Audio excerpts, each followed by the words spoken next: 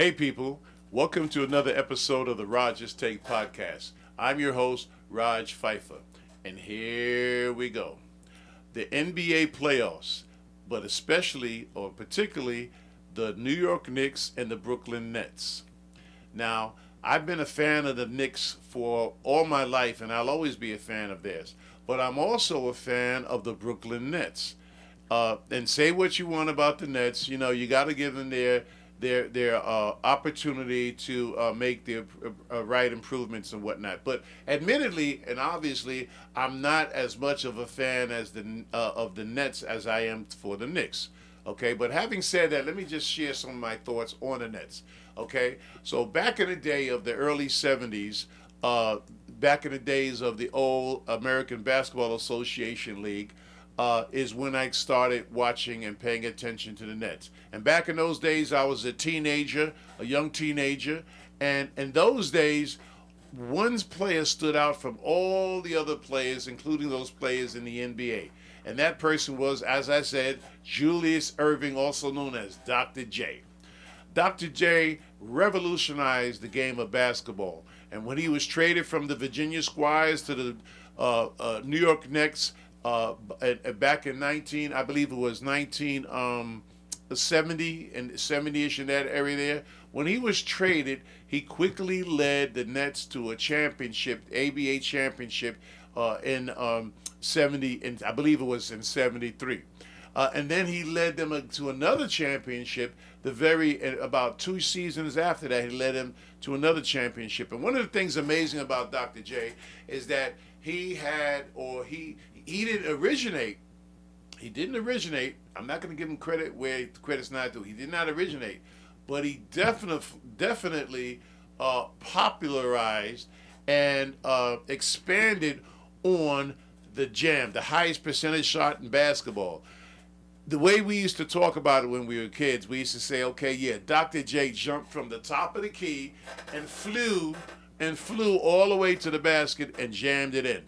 Okay, and that was one of his most well-known qualities or attributes, that jam. But in addition to that, we got to remember that Dr. J used to be able to beat his players to the basket. You could be checking Dr. J, and he'll get around you somehow with his speed, and he'd get around you and go right up to the basket and jam. And people in those days, that was unheard of. How could somebody possibly do that? You got 2 men on you, and you're able to get around both men and jam the ball. These are some of the things that Dr. J used to do, and this is why I say he revolutionized the game of basketball, especially for back in those days. So, Dr. J basically put the Nets on the map. Okay, as a whole, the ABA was struggling, but with guys like Dr. J, he put that the league and also the team, the New York Nets, on the map. Okay, so I'm definitely and that's what keeps me really as a fan of the Nets today. Although, like I said, they've had many opportunities since Dr. J left, because I believe it was in 1973 that the Nets, the ABA merged with the NBA, and as a result, that merger, Dr. J was traded off to the 76ers, and the New York Nets have not won a championship since. But they've had many opportunities. They've had many opportunities. They've had a lot of great superstar plays, like Jason Kidd, I got a whole list here that I could kind of read from. They had Jason Kidd. They had Kenyon Martin. Exactly. They had Kenyon Martin. Who else did they have? Kittles. Who else? Damn. Let me look it up. Let me see. he's gonna look it up. And so the league only had a Western division and an Eastern division. But like I said, they've had many. See what I'm saying? What? You see what I'm saying? I don't see what you say. Keep going, man. All right. I'm trying to find this freaking thing. Okay, yeah, they've had. Dikembe Mutombo, Richard Jefferson. I'm talking about superstars though, man. I'm I talking mean, about, I thought you were talking about the people that was on the team. I'm talking about the real. I'm talking about guys that were like. Well, I'm not to say. Oh, listen. This is going on the air. I don't want to give the impression. I don't want to get the impression that I'm putting down any particular play, but in my eye, in my opinion, this is called the Rogers Take Show, right? Huh? Yeah. Okay, so But- in my opinion, But produced by me though. exactly, You know what I'm You're saying? right. Yeah. But I was just saying, I just happen to note these four. There are many more. I can't name them all, but I said Jason Kidd, Stephon Marbury, Vince Carter, James Harden, Kyrie Irving, and Kevin Durant. But there are many others, really superstars that played for the Nets. And even with all these superstars, they were never able to reach a championship. They were never able to get beyond the semifinals, finals, or the playoffs. So and I think that they just never had the chemistry. They just never had the chemistry, despite all these great plays. They never had the chemistry to get them to win them the trophy. Period. And that's sad. That's sad. So it's real difficult nowadays for me as a fan to continue as a fan. It's getting tougher and tougher. But especially what happened this year. This year, the Nets lost in a. They first of all they miraculously made it to the playoffs. They did make it to the playoffs. You got to hand them that. You got to give them their credit where credit's due, because the NBA is a tough league, and any team that makes it to the playoffs has to be given proper credit, and I do credit the Nets for that. However, once they did make it to the playoffs, it was just pathetic. It was a 4-game sweep, and that was the end of that. So it's like we're back to square one, and I don't know how much longer I can deal with this. But let's see what happens. Let's see what happens next year. But in the meantime, we do have the New York Nets, which is my real team. Like I said, I'm a lifelong fan of the New York Knicks, and I've been a fan since back in the days of Willis Reed, Walt Frazier, Dave DeBusschere, and guys like that.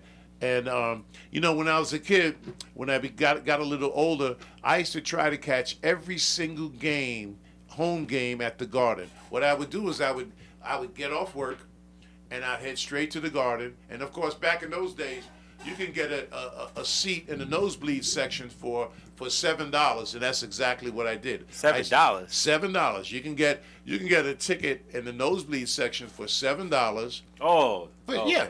yeah. For how much was it to get like front row? You think? Like oh, forget it. Are you kidding me? Like $100? Not even, more than that. More Probably than that? more than that. $1,000? I don't know the specific price, but it was way out of my price range. That's for sure. But luckily back in those days, if you're just a working class guy like I was, you can take a couple of dollars and go catch the game. So that's what I did, and I happened to work in the area that made things even better. So I went to the game. I would go to the game each game, and I would sit in the nosebleed section, and I would get there early enough to catch the warm up and the shoot around and the warm up. It was great. I loved it. And every now and then I would be in a position where I would actually see Marv Albert and the rest of the guys. Sometimes I'd be sitting on the same side, right where they were, just a few seats above, so I can kind of look down and see them exchanging words with each other and what have you. So it was a great thing, man. I loved it. And then of course the game itself, the cheering always energized me. It's an experience I'll never forget. So yes, I'm definitely a lifelong Knicks fan. But you may ask, well, why is it? Or you may say, well, the Knicks have a similar record as the Nets in terms of championships and what have you, because after all, the Knicks have only won 2 championships in the entire existence, just like the Nets. And the last time they won was in the 70s, just like the Nets. Okay? And so you may ask, well, why are you so partial towards the Knicks as opposed to the Nets? I'm a fan of them both, but I'm really a strong fan of the Knicks. Why is that? I think there are 2 reasons for that, probably. The first being that back in the day when the Knicks, back in the 70s, I think it was the early 70s, the Knicks The Knicks had guys like I said, Willis Reed, David Bush, and guys like that playing for them, and they were in a series, a playoff series, with the Los Angeles Lakers. I think that was in '69, the '69-'70 series, and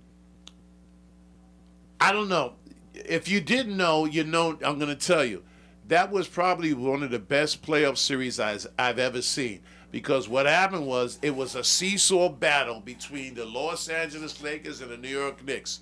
The guys like Wilt Chamberlain on the L.A. Lakers, along with Jerry West on the Los Angeles Lakers, and in New York, of course, you had Willis Reed at the center playing, who would be challenging Wilt Chamberlain, and then you also had guys like Walt Frazier, who would be a direct challenge to Jerry West. And so it was a really good matchup. It was a tough battle, and they were seesawing all through the series. But then, unfortunately, in Game 5, Willis Reed injured his thigh, and he was questionable at best for Game 6. And in fact, he did not play Game 6. And so he was absolutely not expected to play in Game 7. But guess what? Guess what happened? What? You tell me. You tell me, son. Oh, he came back. He came back. Leg injury. Yeah. It became, that became the storyline of them winning. Yeah. But I think Clyde should have won that MVP though. I don't think. You know what? There's a lot of people that say that. Well, why? What would be your best argument for that? Well, I wasn't there, man. I just heard. Hey. I heard that he put up the points. I think they give it to Willis Reed because the storyline of him coming back with his leg injury, and they're like, oh, that became the storyline, so they just wound up giving him. But don't forget, Willis Reed actually kept Chamberlain in check. Chamberlain only scored a couple of points. He focused purely on he focused, I think, on two things. Okay, he focused on defending Wilt Chamberlain, because Wilt Chamberlain at that time, without a good check, he would just go off. He once scored over 100 points in one game, remember? So he had the capability, even at that time, to just go off if he's not properly checked. So by Willis Reed coming in that game, he one of his jobs, without any question, was to keep Wilt Chamberlain in check, and I think he did that. But the other job, and the other very important aspect of what he did, was he also rose the morale of the Knicks to bring them up to the proper playoff mode for that game. Especially, I'm talking about Game 7 now. Because by the time they reached Game 7, the series was tied. The series was tied 3 games apiece, okay? And Willis Reed was not expected to come in and play. No one expected him. And then all of a sudden, he got off the bench at the start of the game, and the people in the crowd went crazy. They went absolutely crazy when they saw him getting off the bench, and that in itself was a morale booster. And then, like you said, Walt Frazier did the rest. I think he scored 36 points, had 19 rebounds. 36 points, 19 rebounds, unquestionably one of the most valuable players, if not the. So that's always been a thing where people have said, well, yeah, I think Frazier should have got that, but he didn't. But who's complaining? Who's really complaining? What Reed did set really a kind of standard.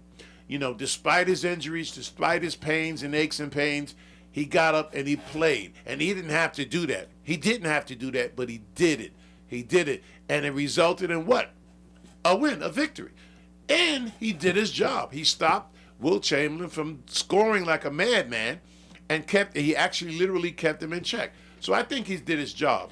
But in any event, that game, even today, is considered by many to be the greatest playoff game in NBA playoff history. That single game. Okay? And as far as I'm concerned, that is the key, one of the key, if not the key reason why I'm such a big New York Knicks fan today. That will carry me throughout my life as far as the New York Knicks are concerned. All right? So, again, you may ask, okay, well, what's the difference? Well, I think that's one of the differences. But I think also, as far as the current team today, I think that, who is it? Who are the current Knicks today, Jarrell? You got Jalen Brunson, What's his name? Randall. Uh, Mitchell. Exactly. You got all those guys. I'm trying to get you. Wait. I'm putting you on the spot. You got to name all the Nick R.J. team. Barrett. R.J. Barrett. Mitchell Guys like Robinson, R.J. Barrett, Jalen, Quickly. the center, the white kid, Julian Renson, Who? the white kid, the What tall white center, huh? Oh, the backup, Isaiah Hart Tenson. Nah. He's on. I'm talking about. This guy's in the starting five. Nah. Oh, Mitchell Robinson is a center. Oh, Mitchell Robinson. Yeah. I'm thinking. Okay, my bad. Okay, so yeah. But anyway, you have the entire team. The entire team is really needs to step their game up to put themselves in the playoff mode, and including guys like you said, J.R. Barrett, R.J. Barrett, R.J. Barrett, J.R. Barrett, R.J. Barrett, Brunson, Josh, and the rest of them. They need to really step up. Well, listen. They right now, as we speak, they're tied with Miami 1-1. They got past the first round, so that's a good thing.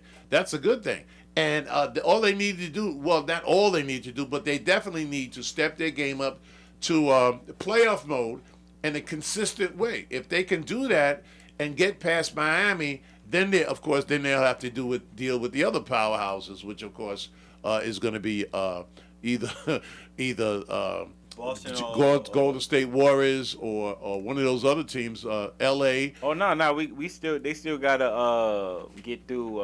If the Knicks win, they gotta get through the next round, which is going to be either the Sixers or the Boston Celtics. Yeah, the Boston Celtics. But either one of those teams, the Boston Celtics, the 76ers, Golden State Warriors, Los Angeles Lakers, these guys are powerhouses. So in order for the Knicks to really realistically get past them, they're going to really, really have to step up to the plate and step up their game to the point where they're actually in playoff mode. As the saying goes, you got to go into playoff mode if you expect to get anywhere in the playoffs. And that's what the Knicks need to do. And that's what I think they're going to do. Actually, I think they're going to do. But then again, Jarrell, I'm just a fan. I'm just a fan. A loyal and solid fan of the Knicks, and a kind of struggling fan of the Nets. But I'm just a fan. But I'm a fan nonetheless. All right, that's the long and short of it. But what do you guys think out there? Do you agree or disagree with me? I don't know. I'd like to hear your comments. And of course, if you like the show, please subscribe. Subscribe. Oh, that was a little too loud, but subscribe, please. Okay. All right. And that's it.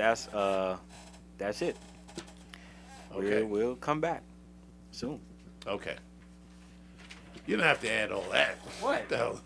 It's like, all right, that's it. I said, please subscribe. That's it. All right.